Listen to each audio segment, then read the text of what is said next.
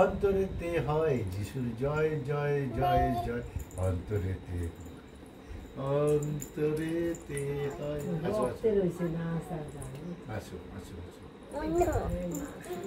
তো আমার মেয়ের নাচটা তোমাদের কেমন লাগলো বন্ধুরা অবশ্যই জানিও। আর মা সকাল সকাল দারুণ একটা রেসিপি করছে, পুরো তেল ছাড়া, দেখতেই পাচ্ছ সকলে তোমরা। তোমার মশলা, আলু আর তোমার হচ্ছে কিনা কাঁচকলা ভাজি, ভীষণ ভালো হয়েছিল খেতে। শুভ সকাল বন্ধুরা, welcome back to my new blog. আশা করছি যে যেখান থেকে দেখছো সবাই ভালো আছো, সুস্থ আছো বন্ধুরা। আর একটা কথা, অবশ্যই আমার ভিডিও যদি তোমাদের ভালো লেগে থাকে প্রথমেই চ্যানেলটাকে লাইক, শেয়ার এবং সাবস্ক্রাইব করে দিও সকলে। তো আজকে আমি হাত না লাগিয়ে আটা মাখবো, এটা কি আদৌ সম্ভব? তোমাদের কি মনে হয়?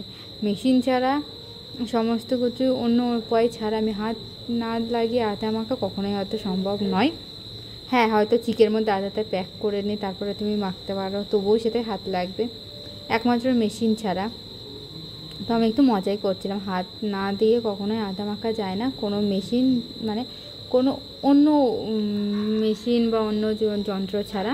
তো দেখো আমি এখন আটাটা গরম, তো তাই চামচ দিয়ে আগে ভালো মতো একটু এক জায়গায় করে ঠান্ডা করে নিচ্ছি, এরপর মেখে নেবো। আর পেঁপেগুলো দেখলে পুরো গাছের মাথাটা পচে গেছে বলে বাকি পেঁপেগুলো সব পেরে নেওয়া হলো। আর একটা কথা বন্ধুরা, তোমাদের সাথে কালকে একটু অন্যরকম ভিডিও শেয়ার করতে চাইছি, ভীষণই দুঃখজনক একটা ভিডিও কালকে তোমাদের সাথে শেয়ার করব। আর এই যে আমি এখন রুটিগুলো সব করে নিচ্ছি, যদিও আমার রুটি খুব একটা ভালো ফোলে না, ঈশ্বরের দয়ায় মাঝে মধ্যে একটু ফুলে গেল, তো হয়ে গেছে, বুঝলে ব্যাপারটা এইরকম। তো আমার মতো কারা এরকম আছো যাদের রুটি সবসময় ফোলে না, মাঝে মধ্যে ভাগ্য জোরে ফুলে যায়, এটা একটু ভাগ্য জোরে ফুলতে শুরু করেছে। আর আমি যখন দেখেছি একা একা রুটি বানায় তখনই ফোলে, আর যখন ভিডিও করি বা কাউকে দেখাতে চাই তখন আর ফোলে না, মানে রুটিও আমার সাথে বেইমানি করে।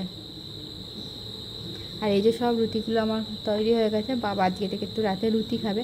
তোমরা সবাই জানো বাবা, আমি আর তোমার হচ্ছে কিনা পুচকুসোনা মা বাড়ি এসছি, হাজব্যান্ড দোকানে কিছু দরকারের জন্য থেকে গেছে, পুচকুসোনা বারবার খোঁজে ওর বাবাকে।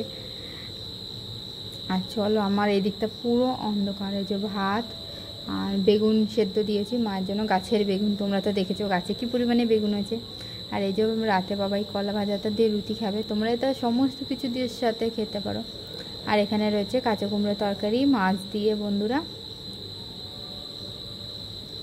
আর কি গরম দেখো, পুরো ঘেমে ঝোল হয়ে গেছি বন্ধুরা, দেখো পুরো হাতে পুরো জল, মানে শরীর না পুরো চ্যাটচ্যাট হয়ে গেছে, আর এত অস্বস্তি লাগছে কি বলবো।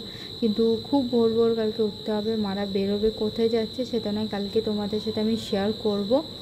আর আজকে সমস্ত কাজ ওর জন্য গুছিয়ে নিচ্ছে, এত গরম। এই কাঁকরোলগুলো কালকে ভাজবো, গাছের কাঁকরোল শেষ হয়ে গেছে, আর হচ্ছে না গো গাছের কাঁকরোল, কি করব বলো, অনেক দিন খেলাম। চাল কুমড়ো তা এখনও হচ্ছে।